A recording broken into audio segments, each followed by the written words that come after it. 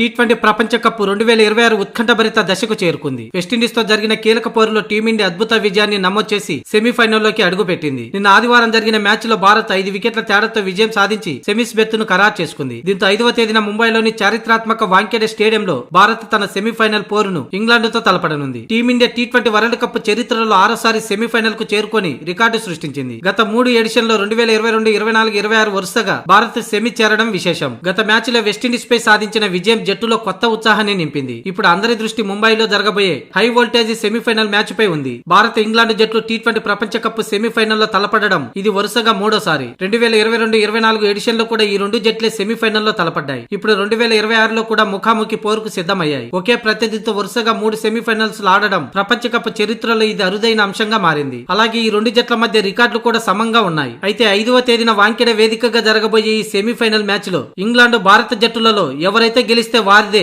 ఈసారి T20 world cup అన్నట్లుగా విశ్లేషణలు జరుగుతున్నాయి. 2022 సెమీఫైనల్లో భారత్ ను ఓడించిన ఇంగ్లాండ్ ఫైనల్లో పాకిస్తాన్ ఓడించి కప్ ఎగరేసుకుపోయింది. ఇక 2024లో ఇంగ్లాండ్ ను ఓడించిన భారత్ ఫైనల్ కు చేరి సౌత్ ఆఫ్రికాను ఓడించి కప్ ఎగరేసుకుపోయింది. ఇక ఇప్పుడు 2026లో కూడా భారత్ ఇంగ్లాండ్ సెమీస్ లో తలపడుతుండడం గెలిచిన జట్టు ఫైనల్లో విజేత కూడా అవుతుందని విశ్లేషిస్తున్నారు. కాగా ఇంగ్లాండ్ తో జరగబోయే రెండో సెమీఫైనల్ మ్యాచ్ కు ముందు టీమిండియాకు 5 గుడ్ న్యూస్లు. అవేంటంటే టీమిండియా ఇంగ్లాండ్ ను ఓడించి ఫైనల్ చేరి అక్కడ గెలిస్తే ఇప్పటి వరకు స్వదేశంలో ఆడిన టీ20 వరల్డ్ కప్ లో ఏ జట్టు కూడా టైటిల్ గెలవలేదు. ఇప్పుడు టీమిండియాకు ఆ రికార్డును బద్దలు కొట్టేందుకు 2 అడుగుల దూరంలో నిలిచింది. అంతేకాదు వరుసగా 2 టైటిల్ గెలిచిన జట్టు కూడా టీమిండియానే అవుతుంది. మరోవైపు 2-3 నెలల నుంచి ఫామ్ కోసం తంటాలు పడిన సంజు శాంసన్ ఎట్టకేలకు కీలక సమయంలో ఫామ్ అందుకున్నాడు. గత మ్యాచ్ లో వెస్టిండీస్ పై 97 పరుగులు చేసి ఒంటి చేత్తో టీమిండియాకు విజయాన్ని అందించాడు. అంతేకాదు ఎక్కడ కూడా పొరపాట్లు షాట్లు లేకుండా చాలా అద్భుతమైన ఇన్నింగ్స్ ఆడాడు సంజు శాంసన్. దీంతో ఫైనల్ కు ముందు టీమిండియాకి ఇది మంచి శుభ పరిణామమనే చెప్పాలి.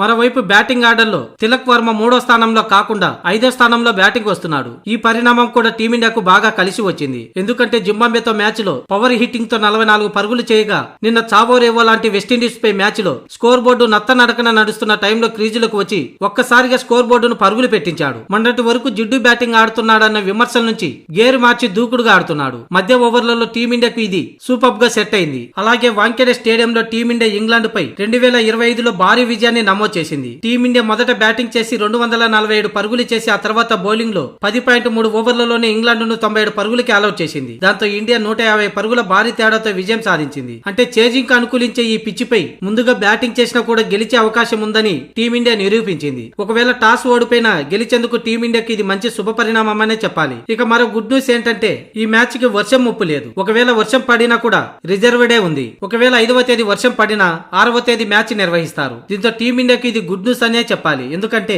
రిజర్వ్ డే లేకపోతే నెట్ రన్ రేట్ పరంగా ఇంగ్లాండ్ టీమిండియా కంటే ముందు వరుసలో ఉంది. దీంతో టీమిండియా ఫైనల్ చేరే అవకాశాలను కోల్పోవాల్సి ఉండేది. కానీ ఈ మ్యాచ్ కి రిజర్వ్ డే ఉండడం టీమిండియాకు కలిసి వచ్చే అంశం. అయితే ఎన్ని సానుకూల అంశాలు ఉన్నా ఆ రోజు ఎవరైతే బాగా ఆడతారో వారే విజేతగా నిలుస్తారు.